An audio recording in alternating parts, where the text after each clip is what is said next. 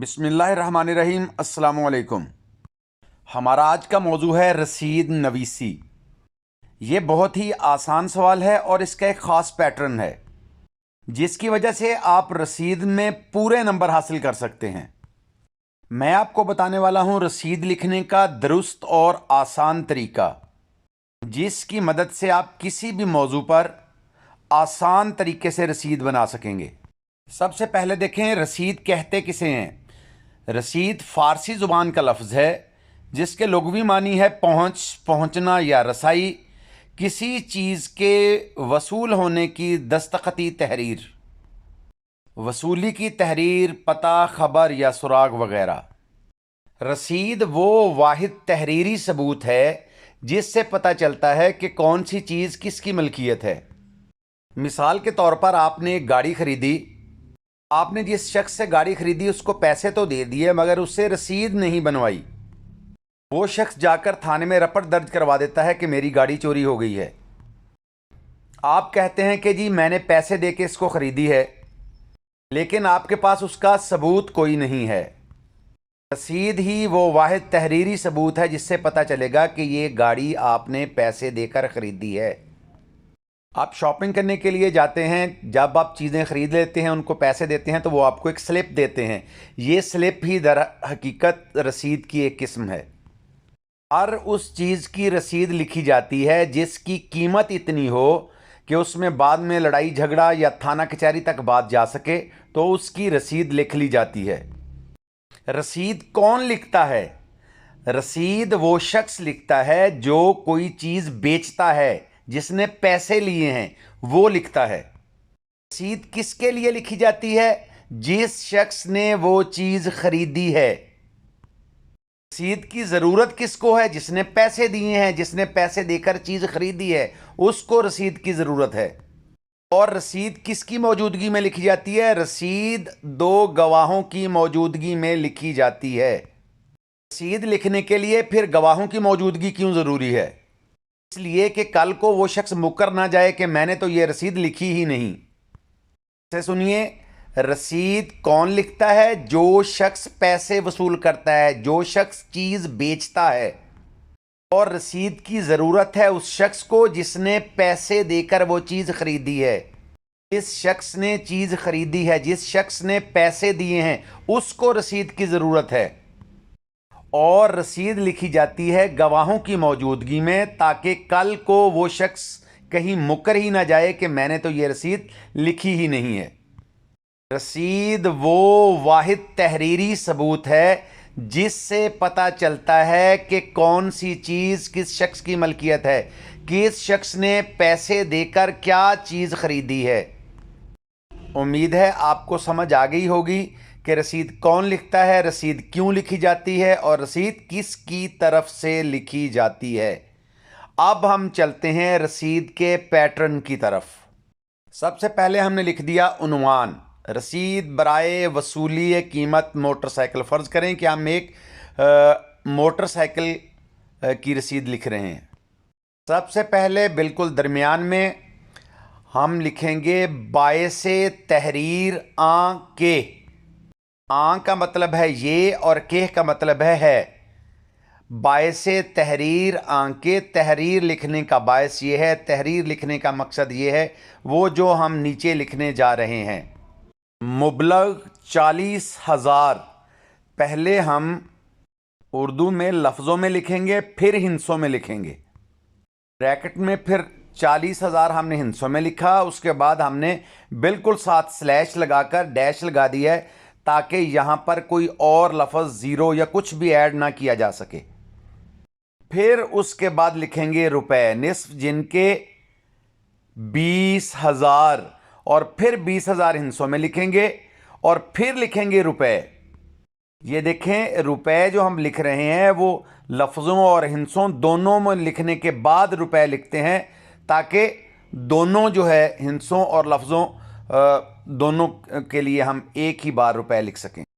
دیکھیں مبلغ کل اماؤنٹ آ گئی ہے، پھر اس کا نصف، اس کا ہاف بھی ہم نے لکھ دیا ہے۔ بابت قیمت، قیمت کے لیے جو اماؤنٹ ہم لے رہے ہیں، جو روپے ہم لے رہے ہیں اس کے لیے एक अदद मोटरसाइकिल। बेजान चीज है मोटरसाइकिल, तो उसके लिए हम लिखेंगे एक अदद। उसके बाद उस मोटरसाइकिल की 3-4 चीजें हमने लिखनी है। कंपनी हमने लिख दी CD70। इंजन नंबर, ये फर्जी कोई भी 1 2 3 हमने लिख दिया है। मॉडल नंबर 2012, 15, 20 जो भी आप लिखना चाहते हैं। रंग उसका लिख दिया है। रजिस्ट्रेशन नंबर ये भी हमने फर्जी लिख दी है। उसके बाद अगर हम चाहें तो नंबर प्लेट जो है वो हम लिख सकते हैं LM 2224, कोई भी फर्जी किसी भी शहर की हो सकती है। मतलब ये कि हमने मोटरसाइकिल के बारे में 3-4 ऐसी चीज़ें लिखनी है कि जिससे पता चल सके, शनाख्त हो सके कि मोटरसाइकिल यही है। उसके बाद अज़ां, अज़ां का मतलब है से। जनाब अली अहमद वल मोहम्मद अहमद कौम जट, साकिन, साकिन कहते हैं सकूनत से रहने की जगह जो रहाइश है। गली नंबर और मकान नंबर हमने फर्जी लिख दिया है और मोहल्ला लिख दिया है, यह भी फर्जी कोई भी आप लिख सकते हैं।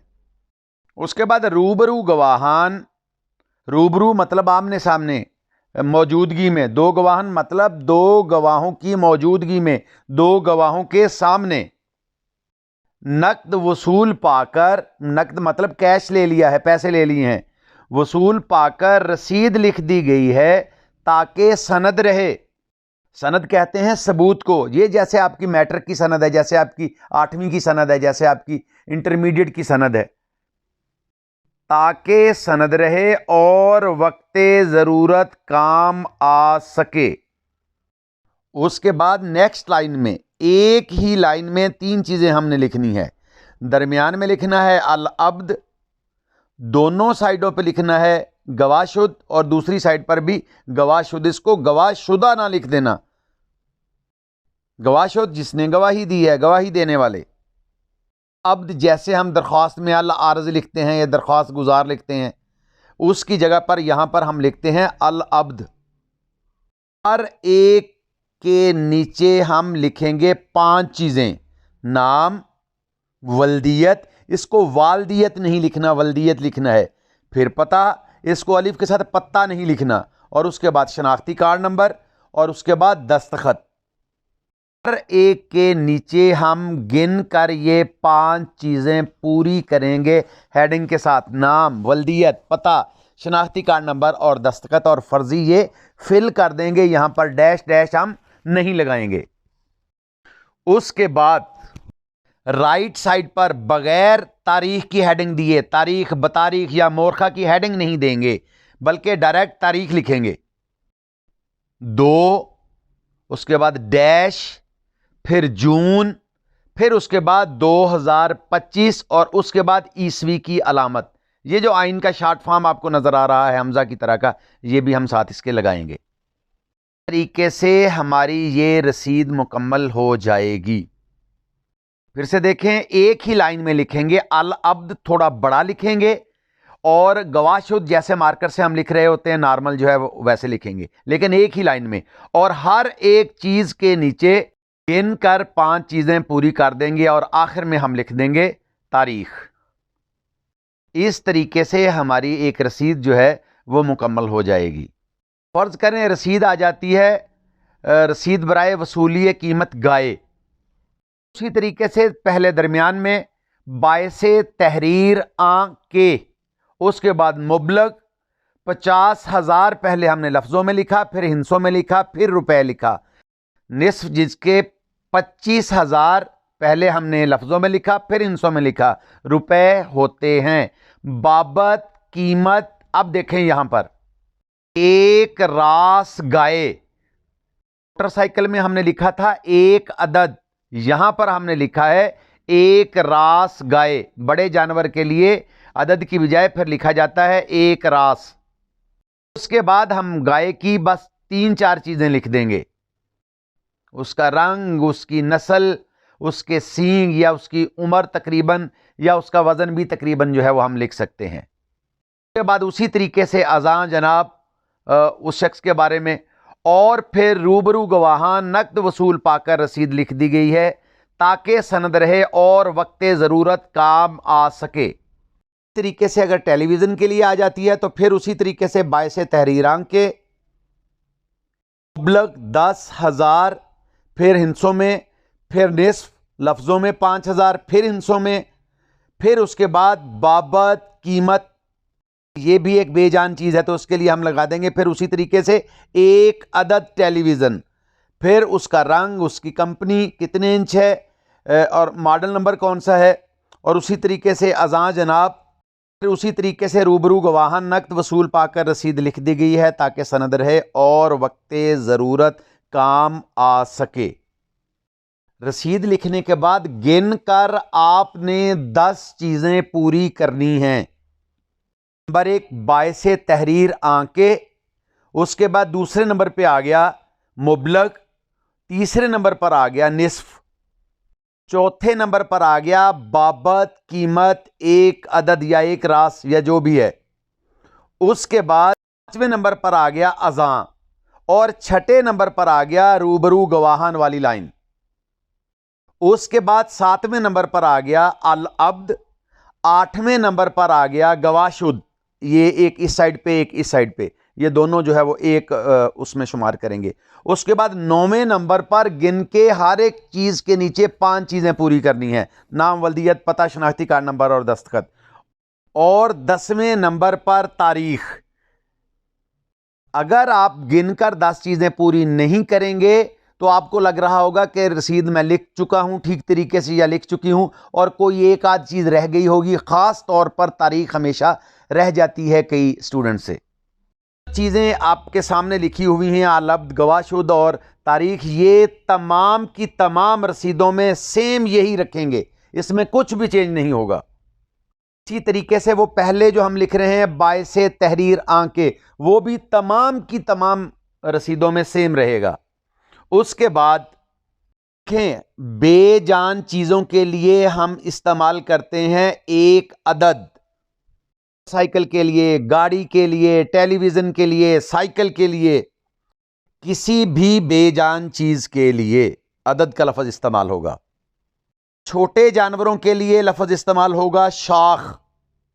اگر ہم بکرے کے لیے رسید لکھ رہے ہیں ایک شاخ بکرا، بڑے جانوروں کے لیے لکھ رہے ہیں تو وہاں پر لکھیں گے ایک راس بھینس، ایک راس گائے. گھوڑے اور گدے کے لیے ایک لگام گھوڑا یا ایک لگام گدا. اونٹ کے لیے ایک نکیل اونٹنی یا ایک نکیل اونٹ.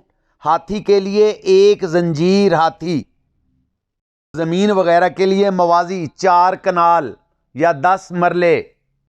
عنوان میں دیکھ لینا ہے کہ کس چیز کی رسید ہم لکھ رہے ہیں تو اس چیز کے مطابق پھر جو ہے وہ لفظ ہم استعمال کر لیں گے. باقی سارے کا سارا پیٹرن ہر رسید میں سیم ہی رہے گا. فرق کہاں پر پڑنا ہے، یہ یہاں پر ایک عدد ہے، ایک شاخ ہے، ایک راس ہے، ایک لگام ہے یا ایک نکیل ہے. اس چیز کی، اس جانور کی یا بے جان چیز کی ہم نے 4-5 چیزیں صرف جو ہے وہ بتانی ہوتی ہیں تاکہ اس کی شناخت ہو سکے. باقی پیٹرن بس دیکھ لیں، تمام کی تمام رسیدوں میں سیم رہے گا. باعث تحریر آنکے، اسی طریقے سے مبلغ، نصف، بابت قیمت، اذاں، اذاں کا مطلب ہے سے، اور روبرو گواہان والی لائن. اور اس کے بعد اسی طریقے سے العبد، دونوں سائڈز پہ گواہ شد، اور 5 چیزیں گن کے پوری کرنی ہے، نام، ولدیت، پتہ، شناختی کارڈ نمبر، دستخط اور آخر میں تاریخ. یہ چیزیں پھر میں ایک دفعہ کہوں گا کہ رسید لکھنے کے بعد گن کر یہ 10 چیزیں پوری کر لینی ہیں. امید ہے آپ کو رسید کی بہت اچھے طریقے سے سمجھ آ چکی ہوگی. انشاءاللہ پھر نئے موضوع کے ساتھ حاضر ہوں گے.